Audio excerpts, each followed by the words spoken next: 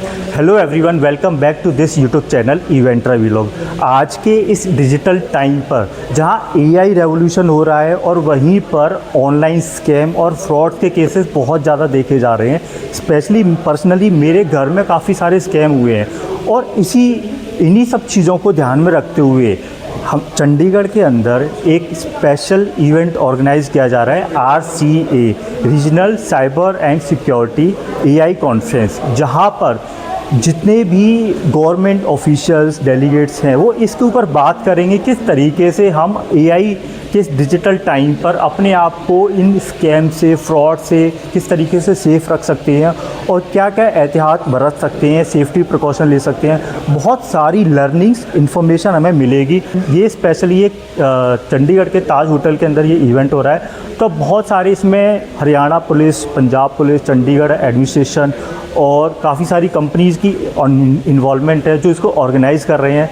तो आपको अंदर लेके चलते हैं और काफ़ी सारे स्पीकर्स इसमें आके हमें बताएंगे किस तरीके से हमें आज के डिजिटल टाइम पर स्पेशली AI में किस तरीके से काम करना और अपने आप को सेफ रह के आगे बढ़ना है। सो बने रहिए till and this video.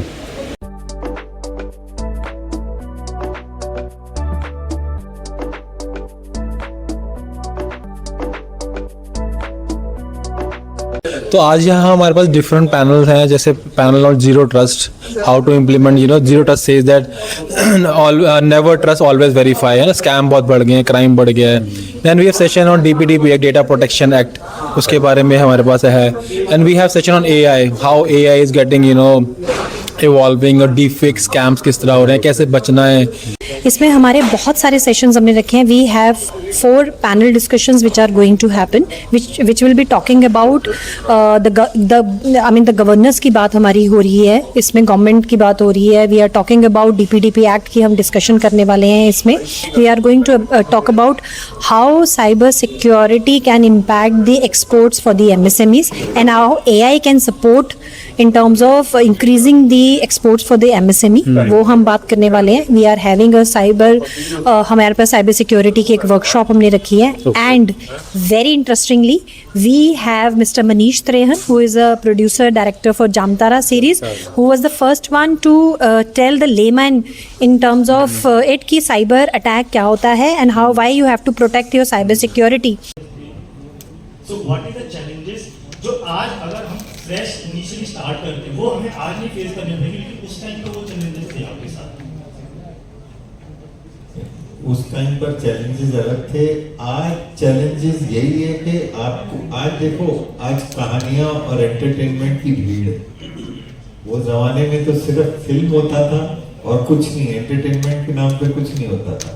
TV भी उस जमाने में इतना नहीं था। आज आपका कंपटीशन में बहुत कुछ है, बहुत कुछ है, और तुम्हारी लड़ाई उन सब से है। मतलब उन सब में तुमको अलग निकल के आना है और अपनी बात या अपनी कहानी कहनी है।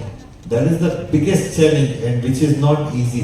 और आज सबसे बड़ा प्रॉब्लम क्या है, लोगों का अटेंशन ऑफ टाइम जो है ना, जो ध्यान देने का, वो बहुत कम हो गया।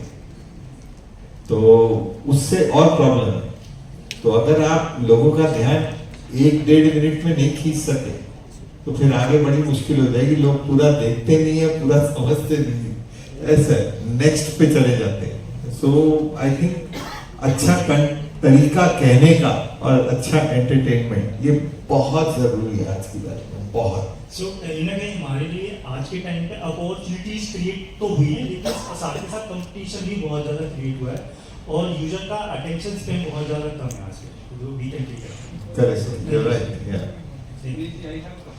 पूछो भाई, तुम भी पूछ लो। Yes.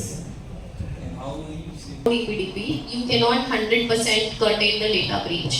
What DPDP provides is that you have certain compliances, out of which one is a reasonable security practice and procedure, where you do create a ROPA, which is your record of processing activity.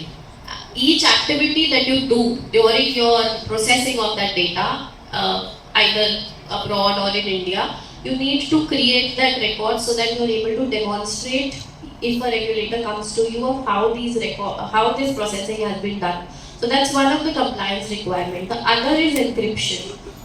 Then there are other ISO certifications or etc. that you can fall back on. So these reasonable security practices is something that the DPDP provides and requires an organization to keep and yeah.